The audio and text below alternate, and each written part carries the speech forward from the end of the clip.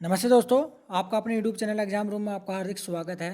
देखिए, इस वीडियो में हम आरआरबी एनटीपीसी सीबीटी 2 के जीके के कुछ मोस्ट इंपोर्टेंट क्वेश्चनों को कवर करने वाले हैं। देखिए, ये हमारा प्रैक्टिस सेट नंबर 6 है। यदि आपने हमारे प्रैक्टिस सेट नंबर 1 to 5 नहीं देखे हैं तो हमारे चैनल पर जाएं, जहां हमने एक एक प्रैक्टिस सेट को काफ़ी डीपली एनालिसिस करके आपको पढ़ाया है। तो चलिए स्टार्ट करते हैं अपना ये वीडियो। देखिए, सबसे पहले क्वेश्चन देखिए हमने कितना इंपॉर्टेंट लिया है इस वीडियो में। देखिए, ये क्वेश्चन जो हिस्ट्री से है कि प्रसिद्ध गायत्री मंत्र कहाँ से लिया गया है। देखिए, काफ़ी इंपॉर्टेंट है, हर एक एग्जाम में देखिए पूछा भी जा चुका है। ठीक है, तो प्रसिद्ध गायत्री मंत्र कहाँ से लिया गया? ए यजुर्वेद से, बी अथर्ववेद से, सी ऋग्वेद से, या फिर डी सामवेद से। तो यहाँ पर जो हमारा सही आंसर होगा, देखिए फर्स्ट क्वेश्चन का जो आंसर है वो सी बिल्कुल सही है, ऋग्वेद से। जो प्रसिद्ध गायत्री मंत्र है वो ऋग्वेद से देखिए लिया गया है। ठीक है, चलिए अगला क्वेश्चन देखते हैं। देखिए क्वेश्चन नंबर 2, देखिए ये भी देखिए हिस्ट्री से रिलेटेड है। देखिए, प्रारंभिक बौद्ध धर्म ग्रंथों की रचना किसमें की गई थी? ठीक है, तो देखिए यहाँ पर देखिए प्रारंभिक बौद्ध धर्म ग्रंथों की रचना किसमें की गई थी ये हमें बताना है। देखिए ऑप्शन नंबर ए प्राकृत पाठ में, ऑप्शन नंबर बी पाली पाठ, सी संस्कृत पाठ, या फिर डी चित्रलेखीय पाठ। तो यहाँ पर जो हमारा सही आंसर होगा क्वेश्चन नंबर 2 का वो जाएगा ऑप्शन नंबर बी बिल्कुल सही, पाली पाठ। देखिए प्रारंभ में जो है बौद्ध धर्म ग्रंथों की जो रचना है जो है वो पाली पाठ में की गई थी। ठीक है, चलिए आगे चलते हैं। क्वेश्चन नंबर 3 को देखते हैं। देखिए ये भी देखिए 3 और 4 भी देखिए हिस्ट्री से रिलेटेड है। देखिए 13वीं शताब्दी में राजस्थान के माउंट आबू में प्रसिद्ध दिलवाड़ा मंदिर किसने बनवाया था? ठीक है, देखिए यहाँ पर देखिए दिलवाड़ा मंदिर देखिए किसने बनवाया था वो हमें बताना है। ऑप्शन नंबर ए महेंद्र पाल ने, बी महिपाल ने, सी राज्यपाल ने, या फिर डी तेजपाल ने। तो यहाँ पर जो हमारा सही आंसर हो जाएगा वो जाएगा ऑप्शन नंबर डी बिल्कुल सही, देखिए तेजपाल में। ठीक है, देखिए इसी क्वेश्चन से देखिए कितने क्वेश्चन बन सकते हैं, देखिए मैं आपको उसके बारे में बता देता हूँ। ठीक है, देखिए आपसे ये भी पूछा जा सकता है कि प्रसिद्ध दिलवाड़ा मंदिर जो है वो कौन सी शताब्दी में बना हुआ था? तो 13वीं शताब्दी में बना था। ठीक है, क्वेश्चन ये भी पूछा जा सकता है कि दिलवाड़ा मंदिर कहाँ पर स्थित है? तो राजस्थान में स्थित है। ठीक है, और एक क्वेश्चन देखिए मैंने आपको ये पूरा करवा दिया जिसका आंसर देखिए डी है, देखिए तेजपाल। ठीक है, इस तरह से देखिए क्वेश्चन बनते हैं। ठीक है, एग्जाम में। ठीक है, चलिए क्वेश्चन नंबर 4 पढ़ते हैं। देखिए देखिए महाभाष्य लिखा था, देखिए महाभाष्य किस कवि ने लिखा था वो हमें बताना है। देखिए गार्गी ने लिखा था, मनु ने लिखा था, बाण ने लिखा था, या फिर पतंजलि ने लिखा था। तो यहाँ पर जो हमारा 4 का जो सही आंसर हो जाएगा, देखिए महाभाष्य के जो लेखक है वो है पतंजलि। ठीक है, पतंजलि द्वारा जो है महाभाष्य लिखा गया था। ठीक है, चलिए अगले क्वेश्चन की तरफ चलते हैं। देखिए ये देखिए ये हमारा देखिए झूम खेती से रिलेटेड है। ठीक है, यानी कि ये भूगोल की कैटेगरी में आ गया। ठीक है, देखिए झूम है। देखिए झूम क्या है? तो झूम एक लोक नृत्य है, एक नदी का नाम है, या फिर सी भारत के उत्तर पूर्व में एक जनजाति है, या फिर ऑप्शन नंबर डी कृषि का एक प्रकार है, यानी खेती का एक प्रकार है। तो ये हमारा डी बिल्कुल सही हो जाता है। देखिए झूम खेती कृषि का एक प्रकार है। झूम खेती में क्या होता है कि पहले देखिए भूमि के लिए कोई जगह चुनी जाती है और उसमें जो पेड़ पौधे होते हैं ना उन्हें काट कर उसी भूमि के ऊपर देखिए जला दिया जाता है और उसके बाद उसके ऊपर खेती की जाती है। ठीक है, जब वो खेती पूरी समाप्त हो जाती है फिर कोई दूसरी भूमि को देखते हैं, उसके सारे पेड़ काटते हैं, उसे वहीं पर ही जलाते हैं और ठीक है, उसकी राख को वहीं पर फैलाकर वहाँ पर खेती करते थे। इस प्रक्रिया को क्या कहा जाता है? झूम खेती कहा जाता है। ठीक है, चलिए अगले क्वेश्चन की तरफ चलते हैं। देखिए ये देखिए क्वेश्चन नंबर 7 और 8, देखिए ये भी हमारा देखिए ज्योग्राफी से रिलेटेड है। देखिए नागार्जुन सागर बांध किस नदी पर बना है? देखिए इंपॉर्टेंट क्वेश्चन है, नागार्जुन बांध जो है किस नदी पर बना है? ठीक है, ए कावेरी नदी पर, बी कृष्णा नदी पर, सी गोदावरी नदी पर, या फिर ऑप्शन नंबर डी सिंधु नदी पर। ठीक है, तो यहाँ पर देखिए नागार्जुन बांध की बात की जा रही है, तो ये हमारा कृष्णा नदी पर बना है नागार्जुन सागर बांध। ठीक है, चलिए अगला क्वेश्चन कवर करते हैं। क्वेश्चन नंबर 7 देखिए ये भी आपका भूगोल से रिलेटेड है। ठीक है, भारत में गेहूं की निम्न जातियों में से किसकी खेती की जाती है? देखिए भारत में जो गेहूं की जो है बहुत ही जाति है, लेकिन निम्न में से कौन सी जाति जो है भारत में सबसे ज़्यादा की जाती है वो हमें बता देंगे। इमेर गेहूं, बी ब्रेड गेहूं, सी क्लब गेहूं, या फिर डी डुरुम गेहूं। तो यहाँ पर जो हमारा सही आंसर हो जाएगा वो जाएगा ऑप्शन नंबर बी बिल्कुल सही, देखिए ब्रेड गेहूं। देखिए ब्रेड गेहूं की जो खेती है ना वो भारत में सबसे ज़्यादा की जाती है। ठीक है, ब्रेड गेहूं। ठीक है, ये गेहूं की देखिए जातियों के नाम है। ठीक है, चलिए अगला क्वेश्चन कवर करते हैं। देखिए क्वेश्चन नंबर 8 देखिए, देखिए ये भी आपका ज्योग्राफी से रिलेटेड है। देखिए मुलाई परियार बांध किनके बीच विवाद का विषय है? देखिए वे हमें तो राज्य बताने हैं जिनके बीच का एक विषय विवाद का एक विषय रहा है। देखिए मुलाई परियार बांध। ठीक है, तो कौन कौन से हैं? देखिए ऑप्शन नंबर ए तमिलनाडु और Andhra Pradesh, option number B Tamil Nadu और Karnataka, option number C Kerala और तमिलनाडु, या फिर ऑप्शन नंबर डी केरल और कर्नाटक। तो किन देखिए राज्यों के बीच विवाद का विषय रहा है मुल्लाई परियोजना बांध। तो ऑप्शन नंबर देखिए सी बिल्कुल सही हो जाएगा। देखिए केरल और तमिलनाडु के दोनों के बीच में विवाद का विषय देखिए अब भी चल रहा है उसके ऊपर जो है ये मुल्लाई परियोजना बांध, ठीक है, इन दोनों ही राज्यों के बीच, ठीक है। चलिए ऑप्शन नंबर 9 देखते हैं। देखिए निम्न में से किस राज्य में विधान परिषद है। देखिए ये हमारा जो है आपका पॉलिटिकल साइंस से रिलेटेड है। देखिए किस राज्य में विधान परिषद है वो हमें बताना है। कर्नाटक में है, आंध्र प्रदेश में, तमिलनाडु में, या फिर इन सभी में है। तो यहाँ पर जो हमारा सही आंसर हो जाएगा वो जाएगा देखिए ऑप्शन नंबर डी बिल्कुल सही। ये सभी जो है विधान परिषद राज्य हैं, ठीक है। चलिए अगले चलते हैं। देखिए ऐसे देखिए मैं थोड़ा सा ऐसे जूम कम कर लेता हूँ। देखिए क्वेश्चन नंबर 10 देखिए ये भी देखिए हमारा पॉलिटिकल साइंस से रिलेटेड। देखिए केंद्र और राज्य के बीच केंद्र संसाधनों के निर्णय पर परामर्श करने के लिए राष्ट्रपति द्वारा किस निकाय का गठन किया जाता है। देखिए यानी कि केंद्र और राज्य के बीच जो है वो केंद्रीय संसाधनों के निर्णय का जो परामर्श करते हैं तो राष्ट्रपति द्वारा जो कौन सी निकाय जो गठित किया जाता है वो हमें बताना है, ठीक है।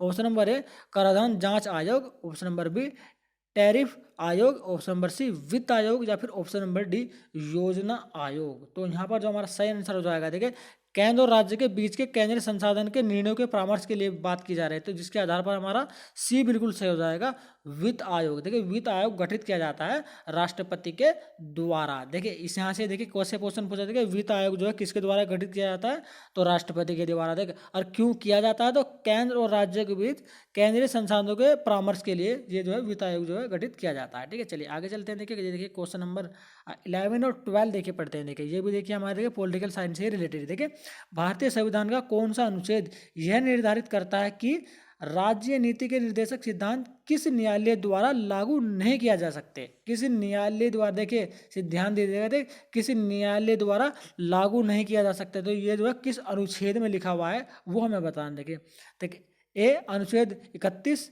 बी अनुच्छेद 38, सी अनुच्छेद 37, या फिर ऑप्शन नंबर डी अनुच्छेद 39। तो ये जो लिखा हुआ है वो लिखा हुआ है ऑप्शन नंबर सी में, यानी कि अनुच्छेद 37 में लिखा हुआ है कि भारतीय संविधान का कौन सा अनुच्छेद यह निर्धारित करता है। क्वेश्चन पूछा है कि राज्य के नीति के निर्देशक जो है सिद्धांत किसी न्यायालय द्वारा लागू नहीं किए जा सकते। देखिए किसी भी न्यायालय द्वारा लागू नहीं किया जा सकते हैं, ठीक है। तो वो लिखा हुआ है अनुच्छेद 37 में, ठीक है। अगला क्वेश्चन कवर करते हैं। देखिए क्वेश्चन नंबर 12 देखिए भारतीय संविधान की समवर्ती सूची का जो धारणा है वो किस देश के संविधान से देखिए ली गई है। देखिए ये भी इंपॉर्टेंट क्वेश्चन है, देखिए और एग्जाम में बार बार पूछा भी जाता है, ठीक है।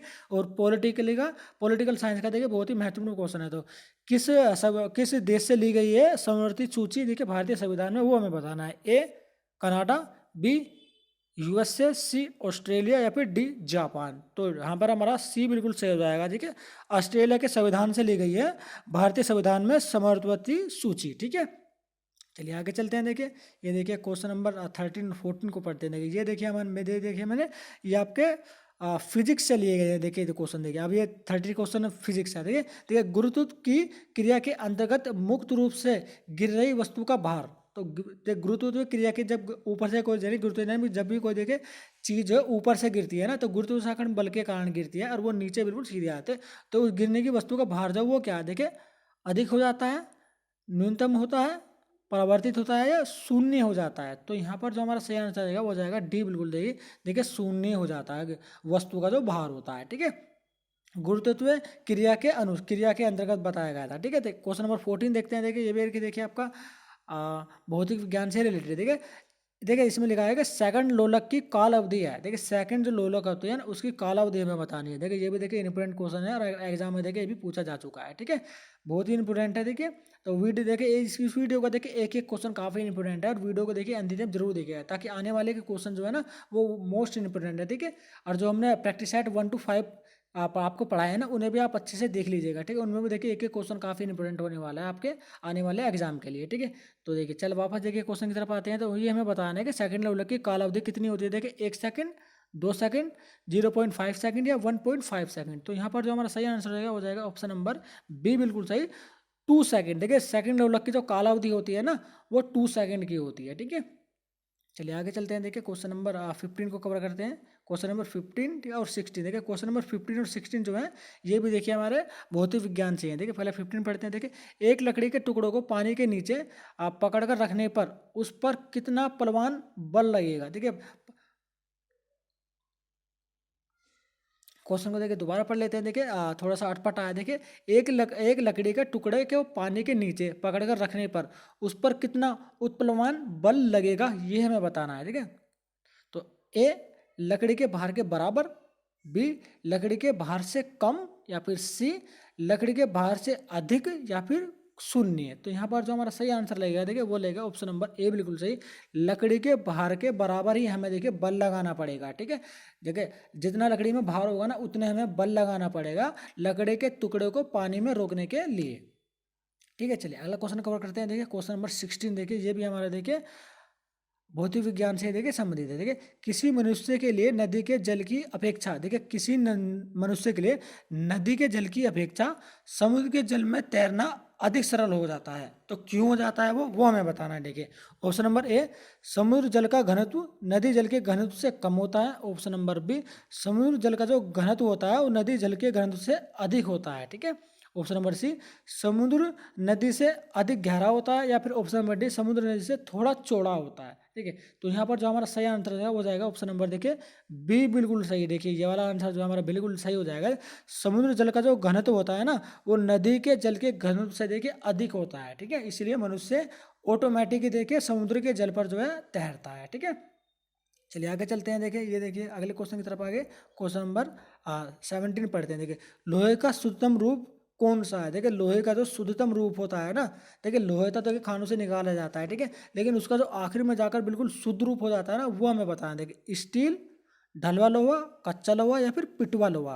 तो लोहे का शुद्धतम रूप हमें बताना है, तो उसके आधार पर जो हमारा सही आंसर हो जाएगा वो जाएगा ऑप्शन नंबर डी, बिल्कुल सही, पिटवा लोहा। देखिए पिटवा लोहा ही होता है जो लोहे का शुद्धतम रूप होता है, बिल्कुल शुद्ध होता है। ठीक है, चलिए आगे चलते हैं। देखिए क्वेश्चन नंबर 18 को पढ़ते हैं। देखिए निम्नलिखित में से सबसे प्रबल अम्ल कौन सा है। देखिए सबसे प्रबल अम्ल हमें बताना है वो कौन सा है। देखिए ये जो क्वेश्चन है देखिए देखिए केमिस्ट्री से रिलेटेड है। ठीक है, तो ए एसिटिक अम्ल, बी मोनोक्लोरिक एसिटिक अम्ल, या फिर सी डाइक्लोरी एसिटिक अम्ल, या फिर डी ट्राइक्लोरी एसिटिक अम्ल। तो यहाँ पर जो हमारा सही आंसर हो जाएगा वो जाएगा ऑप्शन नंबर डी, बिल्कुल सही। देखिए ट्राइक्लोरी एसिटिक अम्ल होता है। ठीक है, चलिए अगला क्वेश्चन कवर करते हैं। देखिए क्वेश्चन नंबर 19। ठीक है, 19 को कवर करते हैं। देखिए क्वेश्चन 19 में लिखा है कि किस श्रेणी में सभी ऑक्सीकरण स्थितियों में नाइट्रोजन विविध प्रकार के यौगिक बनाती है। देखिए नाइट्रोजन देखिए विविध प्रकार के यौगिक बनाती है किस ऑक्सीकरण स्थिति में, तो वो हमें बताना है। देखिए ए -3 से -5 के बीच, बी -3 से +3 के बीच, या फिर सी -3 से +4 के बीच, या फिर ऑप्शन नंबर डी -3 से +6 के बीच। तो यहाँ पर जो हमारा सही आंसर हो जाएगा वो देखिए हमारा ऑप्शन नंबर ए, बिल्कुल सही हो जाएगा। देखिए -1 से लेकर +5 के बीच जो है नाइट्रोजन विधि का प्रकार के यौगिक बनते हैं। ठीक है, किसी स्थिति में देखिए ऑक्सीकरण की स्थिति में। ठीक है, चलिए आगे चलते हैं। देखिए क्वेश्चन नंबर 20 पढ़ते हैं। देखिए क्वेश्चन नंबर 20 देखिए इंपॉर्टेंट क्वेश्चन है। देखिए ये जल की कठोरता को सामान्य रूप से किसके संदर्भ में पाया जाता है। तो जल की जो कि कठोरता रूप होती है ना उसे सामान्य रूप से देखिए किसके संदर्भ में मापा जाता है, यानी कि मापा जाता है वो हमें बताना है। ठीक है, option number A calcium carbonate तुल्य के, बी कैल्शियम सल्फेट तुल्य में, या फिर option number C magnesium carbonate तुल्य में, या फिर option number D magnesium sulphate तुल्य में। तो यहाँ जो हमारा सही आंसर हो जाएगा वो जाएगा ऑप्शन नंबर देखिए ए, बिल्कुल सही। ठीक है, कैल्शियम कार्बोनेट तुल्य में दे जल की कठोरता को देके मापा जाता है। ठीक है, चलिए अगला क्वेश्चन कवर करते हैं। देखिए क्वेश्चन नंबर 21। ठीक है, ये आपके जगह में ये जो 21 जो क्वेश्चन 21 और इससे जो आगे के जो क्वेश्चन है वो जीव विज्ञान से देखिए संबंधित है। ठीक है, क्वेश्चन नंबर 21 देखिए पक्षियों को उड़ने से रोकने की प्रक्रिया कहलाती है। देखिए पक्षियों को उड़ने से रोकने की प्रक्रिया क्या कहलाती है वो हम बताना। ए ब्रेलिंग, देखिए बी डबिंग, सी डिकिमिंग, या फिर डी पैकिंग। तो यहाँ पर जो हमारा सही आंसर हो जाएगा वो हो जाएगा ऑप्शन नंबर देखिए ए, बिल्कुल सही। देखिए ब्रेलिंग प्रक्रिया कहलाती है पक्षियों को उड़ने से रोकने की। ठीक है, चलिए अगला क्वेश्चन कवर करते हैं। देखिए क्वेश्चन नंबर 22 कोलंबा लिविया किसका वैज्ञानिक नाम है। देखिए ध्यान दीजिएगा। देखिए कोलंबा लीविया किसका जंतु वैज्ञानिक नाम है, ये हमें बताना है। ठीक है, ए कपोत का, बी सर्प का, सी खरगोश का, या फिर डी शार्क का।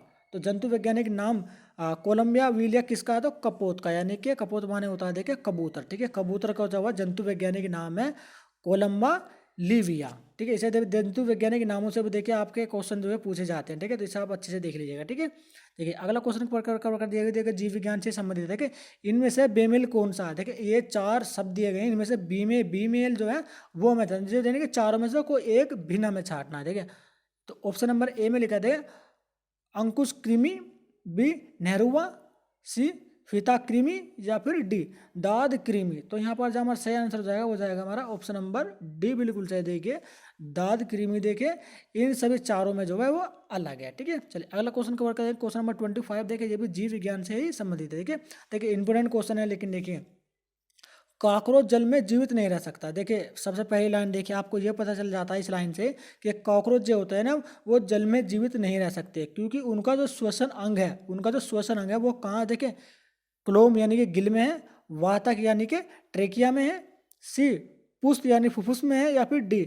फुफ्फुस कोश में है। तो यहाँ पर जो हमारा सही आंसर जाएगा वो जाएगा ऑप्शन नंबर देखिए बी, बिल्कुल सही।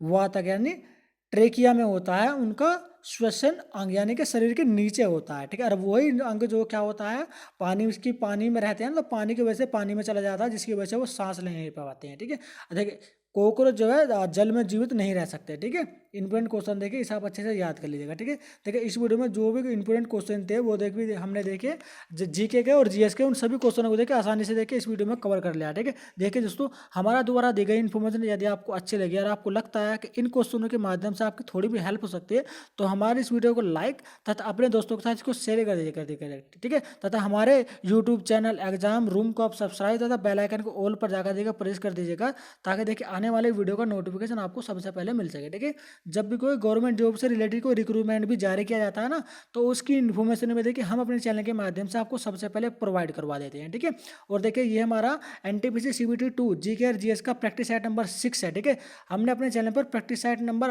1 to 5 को पहले से अपलोड किया हुआ है, उन सभी वीडियो को आप अच्छे से देख लीजिएगा। ठीक है, उनमें भी देखिए इसी तरह के मोस्ट इंपोर्टेंट क्वेश्चन हमने कवर किए हुए हैं। ठीक है, तो चलिए चलते हैं और जल्दी मिलते हैं अपने नेक्स्ट वीडियो में देखिए इसी तरह के यूनिक क्वेश्चनों के साथ।